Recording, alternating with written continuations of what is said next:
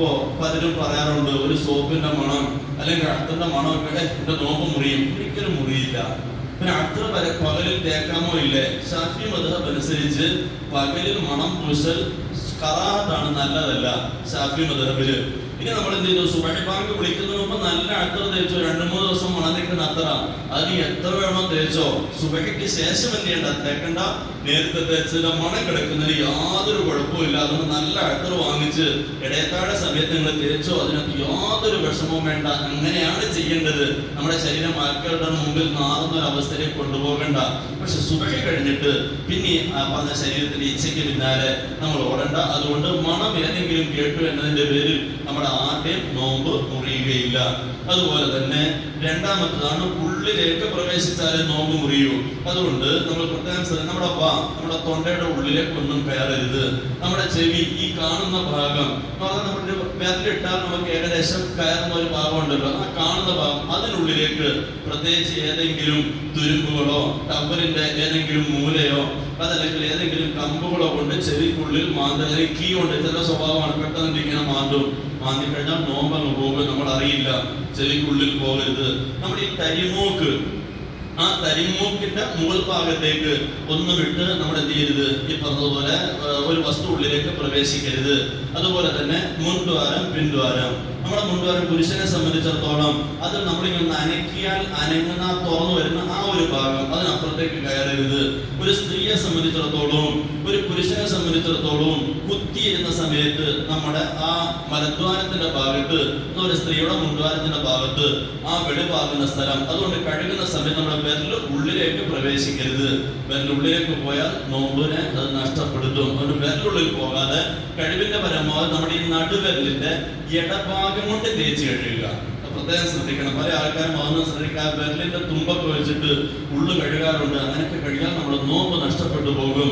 അത് വരാതിരിക്കാൻ പ്രത്യേകം ശ്രദ്ധിക്കുക. അപ്പൊ ആ ഉള്ളു എന്ന് പറഞ്ഞാൽ മനസ്സിലായല്ലോ, ഈ പറഞ്ഞ രൂപത്തിൽ. അതല്ലാതെ പിന്നെ അടുത്തുകൂടെ പറഞ്ഞ് മനസ്സിലാകും, തുറക്കപ്പെട്ട ദ്വാരങ്ങളിലൂടെ പ്രവേശിക്കുക എന്ന് പറഞ്ഞു. അപ്പൊ തുറക്കപ്പെട്ട ദ്വാരം എന്നതിനകത്ത് നമ്മുടെ കണ്ണിനെ പെടുത്തിയിട്ടില്ല. എന്റെ ഇതുപോലെ സമയത്ത് ഒരു ക്ലാസ് നടത്തിയപ്പോ മഹഫറത്ത് കൊടുക്കുമാറാകട്ടെ, ഒരു ഡോക്ടർ പെട്ടെന്ന് കേട്ടു, ഉസ്താദെ, തുറക്കപ്പെട്ട ദ്വാരത്തിലൂടെ എന്തെങ്കിലും തടിയുള്ള വസ്തു ഉള്ളിലേക്ക് കയറിയാൽ നോമ്പ് മുറിയുമെന്ന് പറഞ്ഞു. പക്ഷെ കണ്ണിൽ സുറുമയിടൽ നോമ്പിനെ മുറിക്കില്ല, അല്ലെങ്കിൽ മരുന്നൊഴിച്ചാൽ നോമ്പ് മുറിക്കില്ല എന്ന് പറഞ്ഞു. ഞാൻ പഠിച്ച ശാസ്ത്രവുമായിട്ട് ഇത് യോജിക്കുന്നില്ലല്ലോ എന്ന് പറഞ്ഞു. കാരണം ഞാൻ പഠിച്ചതനുസരിച്ച് കണ്ണിൽ നിന്ന് എന്തെങ്കിലുമൊക്കെ ഒരു കണ്ണിൽ ഒഴിച്ചാൽ അത് തൊണ്ടയിലെത്തും, മരുന്നൊഴിച്ചാൽ അതിന്റെ ചുവ തൊണ്ടയിലെത്തുന്നുണ്ട്, സുറുമയിട്ടാൽ ചിലപ്പോൾ അത് തൊണ്ടയിലെത്തുന്നുണ്ട്. അപ്പൊ പിന്നെ എന്താണ് സത്യം? എനിക്ക് സംശയമായി. നോക്കുമ്പോൾ നമ്മുടെ ഫുഖഹാക്കൾ അത് കൃത്യമായി ശാഫി മദ്ഹബിൽ എഴുതി വെച്ചിട്ടുണ്ട്. പരിഗണിക്കപ്പെട്ട ദ്വാരത്തിൽ അതിനെ ചേർത്തിട്ടില്ല. പരിഗണിക്കപ്പെടുന്ന ദ്വാരങ്ങളുണ്ട്. അതിനകത്താണ് നേരത്തെ പറഞ്ഞ വായ്, മൂക്ക്, ചെവി, മുൻദ്വാരം, പിൻദ്വാരം ഒക്കെ ഉള്ളത്. അതല്ലാതെ കണ്ണ് പരിഗണിക്കപ്പെടുന്ന ദ്വാരത്തിൽ പെടുത്തിയിട്ടില്ല. അതുകൊണ്ട് കണ്ണിൽ മരുന്നൊഴിച്ചാൽ അതിന്റെ പേരിൽ നോമ്പ് മുറിയുകയില്ല. പക്ഷെ ചെവിയിൽ ഒഴിച്ചാലൊക്കെ നോമ്പ് മുറിയും. കണ്ണിന്റെ വിഷയത്തിൽ മാത്രം ഒരു വിട്ടുവീഴ്ചയുണ്ട്. അതുപോലെയാണ് രോമകൂപങ്ങളും. നമ്മളിപ്പോ ഒരു നല്ല കുളപ്പായിലൊക്കെ ഉള്ള ഒരു വെള്ളത്തിൽ നമ്മൾ ഇറങ്ങി കുറേ സമയം കിടന്നാല് നമ്മുടെ ഈ രോമകൂപം വഴി ആ വെള്ളത്തിലെ പായലിന്റെ ചുവ നമ്മുടെ തൊണ്ടയിൽ വരും. പക്ഷെ നോമ്പ് മുറിയില്ല. റമദാൻ ആകുമ്പോൾ ശ്രദ്ധിക്കണം. നമ്മുടെ ശരീരത്തിന്റെ ക്ഷീണം മാറ്റാൻ വേണ്ടിയൊക്കെയാണ് എങ്കിൽ പറഞ്ഞ കൂലി കിട്ടുമ്പോൾ ചിലപ്പോൾ ഇച്ചിരി കുറയും. ആനയെ തരാന്ന് പറയുമ്പോ ചിലപ്പോ കൊമ്പനാനെ തരും, ചിലപ്പോ കുഴിയാനെ തരും. രണ്ടും ആനയാണ്. കുഴിയാനാണ് നമ്മുടെ വിരൽത്തുമ്പിനകത്തേക്ക് മണ്ണിനകത്ത് കിടക്കുന്ന ഒരു സാധനമാണ്. ചിലപ്പോൾ കിട്ടുന്ന ആനയല്ലേ തരാമെന്ന് പറഞ്ഞിട്ടുള്ളൂ. ആ ഒരു അവസ്ഥ വരും. അതുകൊണ്ട് ശരീരത്തിന് ക്ഷീണം കുറയ്ക്കാൻ വേണ്ടി ഒന്നും വെള്ളത്തിലേക്ക് നമ്മൾ കിടക്കരുത്. നോമ്പ് മുറിയെന്ന് വെച്ചാൽ നോമ്പ് മുറിയില്ല. ആ കാര്യം നമ്മൾ പ്രത്യേകം ശ്രദ്ധിക്കുക. പിന്നെ അടുത്തൊരു വിഷയമാണ് നോമ്പാണെന്നുള്ള ഓർമ്മയോടുകൂടിയാകണം. ചിലപ്പോൾ നമ്മൾ റമദാന്റെ ആദ്യ ദിവസങ്ങളിലൊക്കെ നമുക്ക് പറ്റും. നമ്മൾ ചിലപ്പോൾ ഭക്ഷണമൊക്കെ വയറ് നിറച്ച് കഴിച്ചിട്ട് പല്ലുമൊക്കെ തേച്ച് പല്ലുമൊക്കെ കുട്ടി കഴിയുമ്പോഴാണ് നമ്മൾ അറിയുന്നത് പടച്ചോനെ നോമ്പാണല്ലോ, ഞാൻ മൂക്ക് മുട്ട ഭക്ഷണം കഴിച്ച് എന്താ ചെയ്യുക? ഹബീബായ മുത്ത് സല്ലല്ലാഹു അലൈഹി വസല്ലം തങ്ങൾ പറഞ്ഞു, മൻ നഫസ വഹുവ സായിം മൻ നസിയ വഹുവ സായിം, നോമ്പുകാരനായി നിലയിൽ ഒരാൾ മറന്നുകൊണ്ട് ഫഅകല ഔ ശരിബ, തിന്നു അല്ലെങ്കിൽ കുടിച്ചു,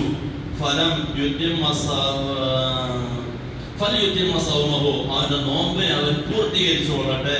ഫഇന്നമാ അത്അമഹു അല്ലാഹു വസഖ. നല്ല വാക്കാ.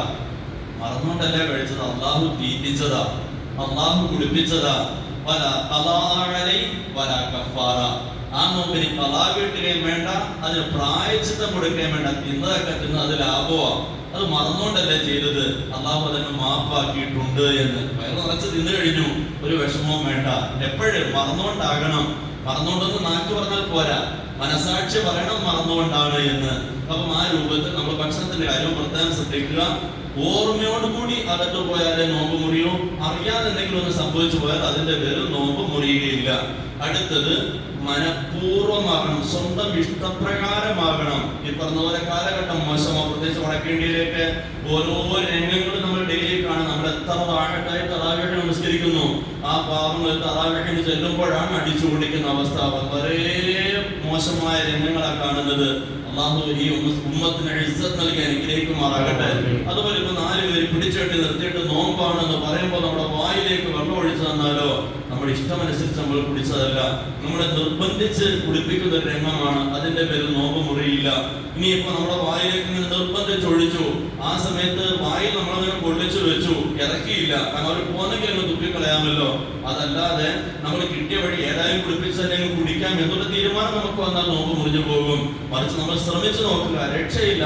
അവർ നമ്മുടെ തൊണ്ടയ്ക്ക് പിടിച്ചിട്ട് അത് അകത്തേക്ക് ഇറങ്ങിച്ചു, ഒരു വിഷമവും വേണ്ട, നമ്മുടെ നോമ്പ് അതിലൂടെ മുറിയുകയില്ല. അതുപോലെ നോമ്പ് മുറിയും എന്നുള്ള അറിവ് നമുക്ക് വേണം. ഇപ്പൊ ഒരാൾ ഇസ്ലാമിലേക്ക് ഇന്നലെ കൊണ്ട് വന്നതേ ഉള്ളൂ, അയാൾക്ക് ഇതിനെ സംബന്ധിച്ച് അറിവില്ല, അയാൾ തിന്നുപോയി, പ്രശ്നമില്ല. പക്ഷെ നമ്മുടെ സാധാ മുസ്ലിമിന് അത് നടക്കില്ല. എന്തുകൊണ്ട്? അവൻ ഇതൊക്കെ പഠിക്കൽ നിർബന്ധമാണ്. അവൻ മുസ്ലിമുകളുടെ ഇടയിലാണ് താമസിക്കുന്നത്. അവന് കച്ചവടം ചെയ്യലും ട്രെയിനിങ് പഠിക്കലും അല്ല വാജിബ്, ഫർദായ ഇബാദത്ത് പഠിക്കൽ വാജിബാണ്. അതിനാണ് ആലിമ്യങ്ങളെ കണ്ടിട്ട് വേണ്ട കാര്യങ്ങൾ പഠിക്കൽ നിർബന്ധമായതുകൊണ്ട് അവർക്ക് ആ വിട്ടുവീഴ്ച ഇല്ല. ഇൻഷാ അല്ലാഹ് ബാക്കി നമുക്ക് അടുത്ത ക്ലാസ്സിൽ ചർച്ച ചെയ്യാം. അല്ലാഹു സുബ്ഹാനഹു വ തആല കാര്യങ്ങളൊക്കെ വേണ്ടതുപോലെ മനസ്സിലാക്കി പ്രവർത്തിക്കാൻ തൗഫീഖ് നൽകി അനുഗ്രഹിക്കുമാറാകട്ടെ. അല്ലാഹു ഇഷ്ടപ്പെടുന്നവരിലേക്ക് നമ്മളെ എല്ലാം ചേർക്കുകയും ചെയ്യുമാറാകട്ടെ.